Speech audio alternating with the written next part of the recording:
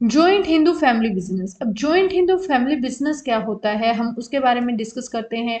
सबसे बड़ी चीज है जैसे कि हिंदू फैमिली बताया गया है हमारे इस बिजनेस के अंदर, पहले ही नाम ही हमें सजेस्ट कर रहा है कि यहाँ पर हम फैमिली जो है हमारी परिवार जो है उसी से के रिगार्डिंग इस बिजनेस की फॉर्म है। यानी कि जैसे कि सोल प्रोप्राइटरशिप था, यानी कि एक अकेला इंडिविजुअल, एक अकेला ही इंसान उसका ओनर था। इसी तरीके से यहाँ पर हिंदू फैमिली बिजनेस, यानी कि यहाँ पर फैमिली के अकॉर्डिंग अगर हम बोले, यानी कि यहाँ पर हर इंसान ओनर होगा उस बिजनेस का।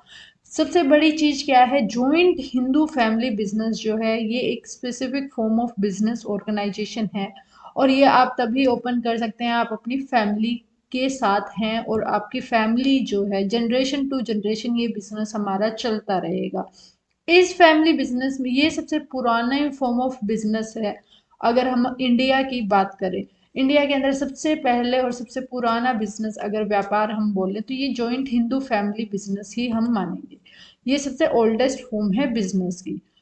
ये रेफर करता है, यानी कि यहाँ पर जो भी हमारा काम होगा, अब आप एक डिफरेंस साथ के साथ करते चले। अगर हम सोल प्रोप्राइटरशिप की बात करें तो वहां पर ओन, कंट्रोल, मैनेज, ये तीनों के तीनों काम एक इंडिविजुअल ही करता था।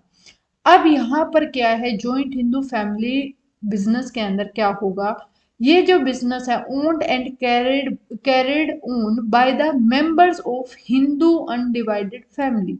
यहाँ पर हमारी फैमिली कैसी होगी, अनडिवाइडेड फैमिली होगी। ये जो बिजनेस है ये कौन कैरी कर रहा है, ओन्ड यानी कि मालिक है वो, और जो है कैरी यानी कि उसको चलाया जा रहा है, किसके द्वारा चलाया जा रहा है, जो फैमिली के बिजनेस जो मेंबर्स है ना, वही लोग इस बिजनेस को रन करेंगे। इस बिजनेस को रन करने के लिए हमारा हिंदू लॉ है, उसके अकॉर्डिंग ये बिजनेस जो है रन करता है। अगर हम सोल प्रोप्राइटरशिप की बात करें तो उसके लिए हमें कोई भी लॉ, सेपरेट लॉ वगैरह नहीं बनाया गया है। लेकिन अगर हम हिंदू अनडिवाइडेड फैमिली की बात करें या जॉइंट हिंदू फैमिली बिजनेस की बात करें तो इसके लिए हमें हिंदू लॉ को फॉलो करना होगा जब भी हम कोई भी ऐसा बिजनेस करना चाहेंगे। The basis of membership in the business is the birth in a particular family। यहाँ पर आप मेंबरशिप कैसे ले सकते हैं, मेंबरशिप आपको तभी मिलेगी जब आप उस फैमिली के अंदर ही जन्म लें, यानी कि आपका बर्थ ही उस फैमिली के अंदर हुआ हो जो इस बिजनेस को रन कर रही है।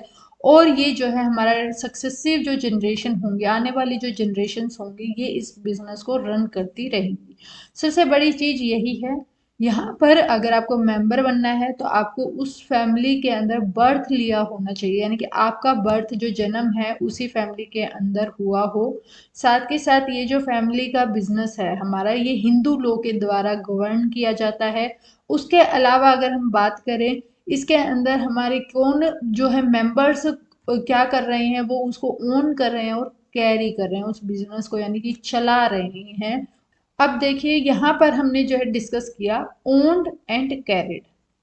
दो चीजें तो हमने पढ़ ली कि ओन किया गया है मेंबर के द्वारा, जितने भी फैमिली के मेंबर हैं, कैरी भी किया जा रहा है यानी कि उसको चलाया भी जा रहा है उस बिजनेस को। बट अब कंट्रोल कौन करेगा उस बिजनेस को, जॉइंट हिंदू फैमिली बिजनेस को कौन कंट्रोल करेगा, ये हमारा हेड जो होगा ना उस फैमिली का, वो कंट्रोल इस बिजनेस को करेगा।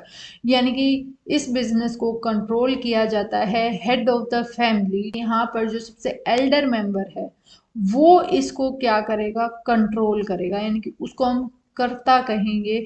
सबसे बड़ा जो भी फैमिली के अंदर होगा वही उस बिजनेस को कंट्रोल करेगा। सभी के सभी जो फैमिली मेंबर्स हैं, यानी कि अब जैसे कि दादा, और दादा के बाद उनके तीन बेटे हैं, ठीक है, तो वहां पर क्या है हमारा जो ओनरशिप रहेगी ना, राइट जो रहेगा हमारी एंसेस्ट्रल प्रॉपर्टी के ऊपर, वो सबका इक्वल राइट रहेगा, यानी कि बराबरी की हिस्सेदारी उस बिजनेस में उनकी रहेगी।